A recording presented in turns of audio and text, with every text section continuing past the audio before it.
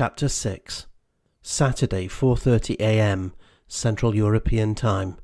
Schwetzingen, Germany. Despite being early August, there was a definite chill in the early morning air. Robert Jameson sat at the wheel of his black VW Passat opposite the town square. Apart from the occasional taxi passing by, the streets were empty and quiet. Robert had parked on Schlossstrasse, opposite the castle gardens. Normally by day the castle and its baroque gardens would be buzzing with tourists, but at this time of the morning all was quiet. If any passers-by had been paying attention, they would have merely assumed that the car was a taxi waiting for a hire. The only telltale sign that something was amiss was the collection of cigarette butts on the ground outside the driver's door. Robert, however, was becoming increasingly impatient. The waiting was gnawing away at him. He was getting edgy.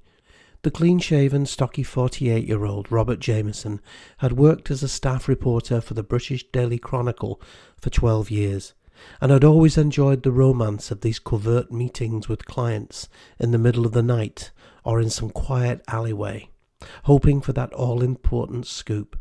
But on this occasion he had been waiting for over an hour, and he was starting to doubt whether his contact, Brewer, would show. He reached over, flipped open the glove box, and retrieved another pack of cigarettes. Removing one, Robert fumbled for a moment inside his sports jacket pocket, eventually retrieving his silver cigarette lighter, and continued to light the tip. As he drew breath, he felt a wave of nicotine slowly enter his lungs, followed by what he called a pleasure wave. Robert exhaled and almost choked as he became aware of a figure moving in the shadows close to the visitor entrance. He could have easily missed him if it had not been for the moonlight. "He came," he whispered to himself. "He actually came." With excitement building, Robert opened the glove box and returned the open pack of cigarettes. He got out of the car and walked towards the moonlit entrance gate. As he approached, the waiting man turned nervously to face him. "Herr Brewer?" Robert muttered. The man walked into the light. Brewer was a large, stocky 40-something with shoulder-length hair. He was dressed in a dark brown, somewhat worn leather jacket and black mud-stained jeans and trainers. His untidy appearance gave Robert the distinct impression that he was a man who did not stay still for very long. Obviously very nervous, his eyes darting about, Brewer responded quietly. "Ja, ich bin Herr Brewer." The response was with a thick Bavarian accent, and it made Brewer wish he had studied harder at school. "I'm sorry, Mr. Brewer. I'm an American, and my German is very limited."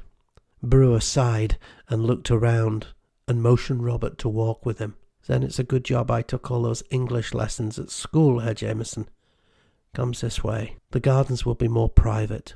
Both men walked towards a small side gate to the left of the main entrance, and proceeded to enter the grounds. Once inside the gardens, they walked in front of the main building, along the gravel drive, and past the quiet flower beds and ornate fountains. Even in the moonlight, walking through the moonlit Versailles-inspired baroque gardens was still an experience. Robert sighed. "Magnificent, aren't they?" "Pardon me?" "The gardens. Magnificent, wouldn't you say?" "Oh, yes, of course," said Brewer, nodding. For the next few minutes both men walked silently along the footpath, enclosed by trees and shrubs, before eventually stopping outside the Temple of Apollo. The replica temple, which was built to house summer opera performances, now lay quiet behind locked gates. To the left of the temple lay an avenue of trees. They turned and walked down the path. Around 50 meters in, Robert stopped beside an ornate bench and invited Brewer to sit down. "So, Mr. Brewer, I'll be honest, I was beginning to think that you weren't going to show." Inside his pocket, Robert retrieved a small voice recorder and placed it on the bench between himself and the big man. Brewer was edgy and fidgety, constantly glancing around. "Mr. Brewer, there's no need to worry. It's 3:40 a.m. in the morning, and no one is about. You're safe here." As his words faded and Brewer's eyes made immediate contact with Robert's, the mix of emotions he saw in them filled him with a sense of unease. Breaking the tension, Robert took a moment to switch on his recorder. As the small tape began to move, Robert returned his gaze to Brewer. "Okay, Mr. Brewer, I've been waiting a long time for this meeting, so let's start at the beginning, shall we?" Brewer's head dropped, and he swallowed. "Indeed, that would seem like a good place to start, Herr Jameson."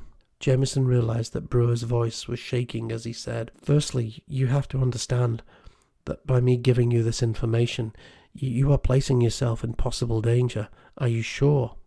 Robert, self-assured, despite the tension in the other man, smirked, and he said, "I assure you, Mr. Brewer, as a reporter, I have heard that many times." Brewer swung around and grabbed Robert's arm. "Do not make a joke, Herr Jameson. I am serious." As he looked at Robert's expression in the darkness, Robert realized how earnest Brewer was, and the smirk faded away like an extinguished candle. "I'm sorry, I didn't mean to offend." Brewer's voice dropped to a low whisper. 6 weeks ago, an Icelandic volcanologist wrote a paper about the volcanic activity in Iceland 4 years ago, and of the disruption it caused in Europe. She also hypothesized about her so-called scorched earth theory. Robert nodded. "You are talking about Ellen Gryffindor and of her crackpot theory of a ring of fire. I know the story, Mr. Brewer. I read your email. She had some crazy notion about a series of simultaneous volcanic eruptions could bring around Armageddon. I also read that her ideas were not just disputed, but ridiculed to such a degree that she was disgraced." Brewer nodded. "All true, Herr Jameson, but know this. I knew the woman, and she was no crackpot. In fact, she was one of the smartest women I ever knew." "You keep saying knew, Mr. Brewer. Is there something you're not telling me?" Brewer sighed. "She's dead, Herr Jameson. She died 2 days ago in a hotel in Frankfurt. Suicide, the police said." Robert sighed. "Well, these things sometimes happen, Mr. Brewer. You shouldn't take it so personally." Brewer's head dropped, and he nodded. "I'm not, Herr Jameson. Believe me. Ellen loved life. She wasn't the type of woman who would even contemplate taking her own life. Well, the woman was obviously under a great deal of stress. You are wrong, Herr Jameson. I saw her the day before she died, and believe me, she was not like a woman about to commit suicide." "What are you saying? That she didn't kill herself? That she was killed because of her outlandish theories, or—" Interrupted by a muffled crack from behind, Robert turned his head to see what it was.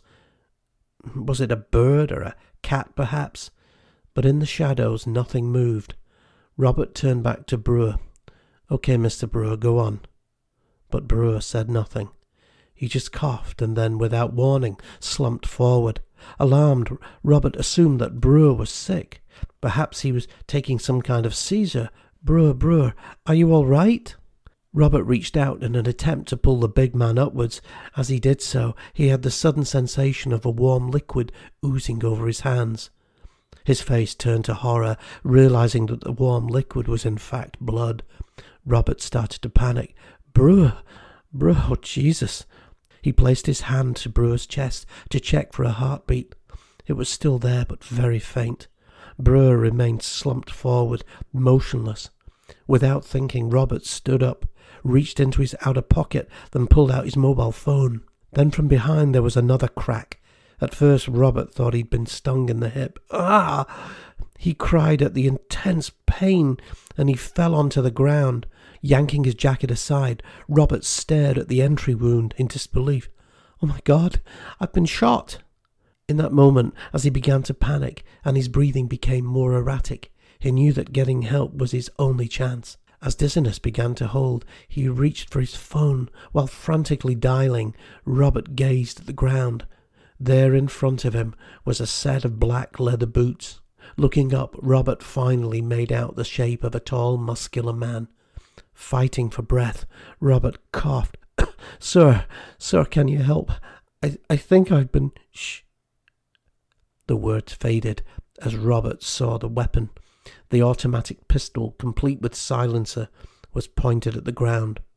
Robert looked at the man, glaring back at him. The face was cold and emotionless. His skin was becoming increasingly clammy, and the dizziness was growing worse. Robert dropped the phone and continued to stare at the figure, praying that somehow he might show a chink of reason. Without speaking, the man simply turned to face Brewer, raised the pistol to his head, and pulled the trigger. The crack rang out as the force of the shot hit him in the head like a train, causing the slumped figure to fall onto the ground. Then he turned to face Robert once again, raising his arm. Gazing down the barrel in disbelief, Robert pleaded, "No, wait, please don't." Crack! It was too late. Robert's world went dark, and his body slumped forward onto the ground. Calmly and without haste, the shadowed figure reholstered his weapon, then crouched down and picked up Robert's phone. Observing the two dead men for a moment, he then reached for the dictaphone lying on the bench. Putting both items in his pocket, he then turned towards the trees and walked away silently into the darkness.